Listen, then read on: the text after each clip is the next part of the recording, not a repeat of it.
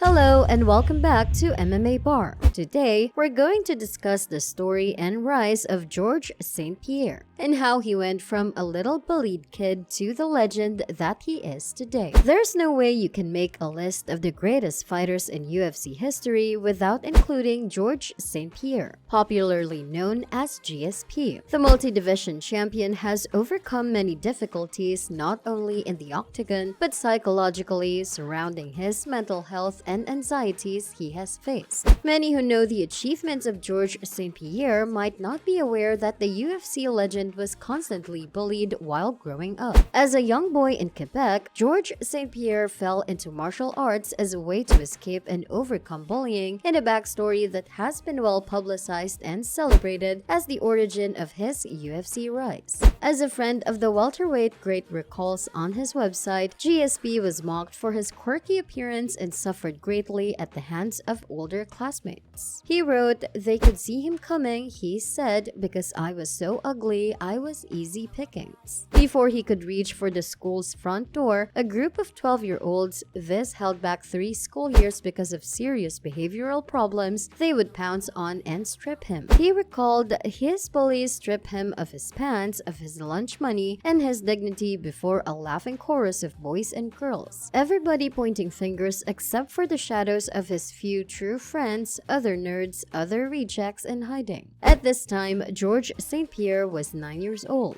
The years of bullying made him develop anxiety and also a strong determination to not be in that position ever again. During an interview after his victorious middleweight title fight against Michael Bisping, GSP revealed he met his childhood bully many years later when he was traveling through his native Montreal. What unfolded next was astounding. The UFC legend once revealed how his brutally honest words to his childhood bully turned his life around. "I put down my window. This guy, I swear this is true, is the guy who used to bully me in school. I say, wait a second, and I park my car. I don't know if he was homeless, but he was asking for money. When he saw me, he recognized me." While the man didn't acknowledge his history with GSP and couldn't remember it, he asked him for help and Saint Pierre responded, "Man, what are you doing here?" The man responded with, "Well, things aren't going so well for me." GSP continued with, "Man, you're a tall guy, you're good looking, what are you doing here?" So I give him everything I had left. I don't know how much, 100 or something. I said, "Get out of here, man, you're full of potential. When I was younger, I wanted to be like you. You were a tall guy, man. You were good looking. You were full of potential." So I shook his hand and said, "No problem," and he said, "Thank you, George." And then I don't hear about him. A few years later, the bully came to George's house and met his parents. He came to thank GSP for the solid advice and how it changed his life. The chat the pair shared on the street inspired him to get a real job and get his life together. Saint Pierre has now set up a foundation with the goal of helping younger people, tackling the issue of bullying, and promoting physical activity in schools. On his website, he has several helpful suggestions to help those who have been bullied.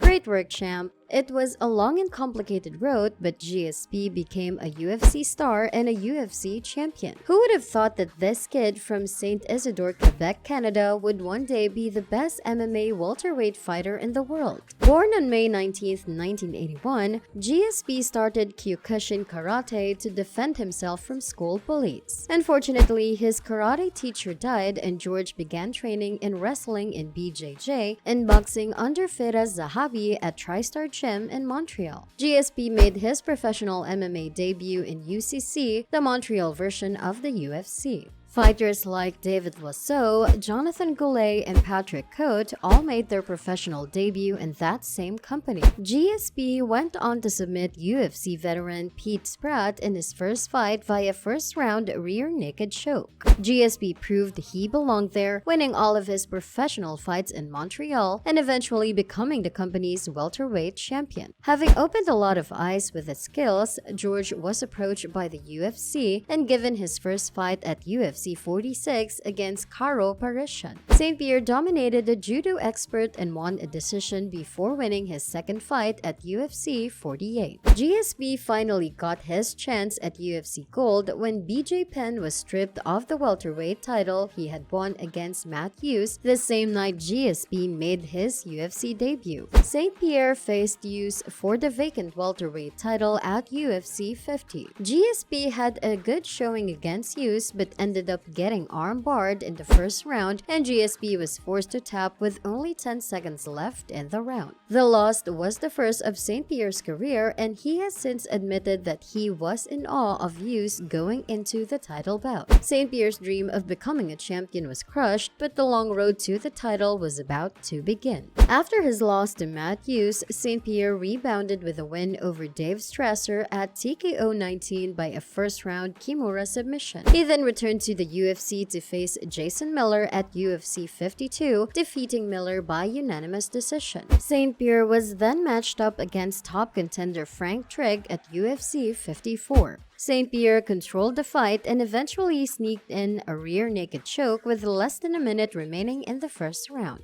George put such a beating on Trigg at UFC 54 that Trigg cried inside the octagon after the fight, and it was obvious that the GSP that lost to Matt Hughes wasn't the same GSP that had crushed these top fighters. He then faced future lightweight champion Sean Sherk at UFC 56. Midway through the second round, St. Pierre became the second fighter to defeat Sherk and the first to finish him. During the post-fight interview, he famously went down on his knees with an impassioned plea to UFC management to give him another title shot.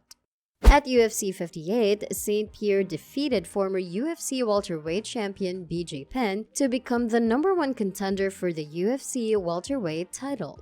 St. Pierre won the match by split decision and was set for a rematch against then-champion Matt Hughes at UFC 63. But before the long-awaited rematch, GSP became a coach on Season 4 of TUF, where he trained with UFC veterans.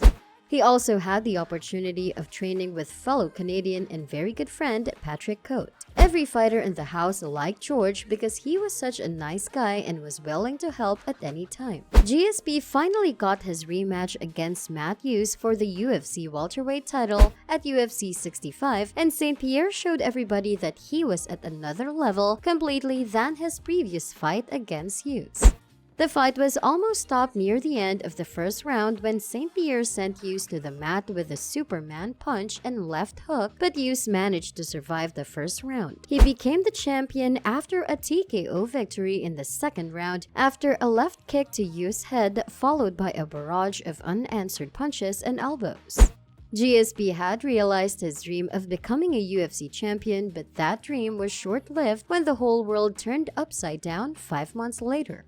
The date was April 7, 2007, and the event was UFC 69. Matt Serra and George Saint Pierre had become good buddies on TUF, but Serra had won the show at 170 pounds and received a shot at the champion George Saint Pierre. Matt Serra was an 11-1 underdog heading into this fight, but ended up beating George in the first round and becoming the new champion. Serra made history that night by winning the fight many people considered the upset of the year and the greatest upset in UFC history.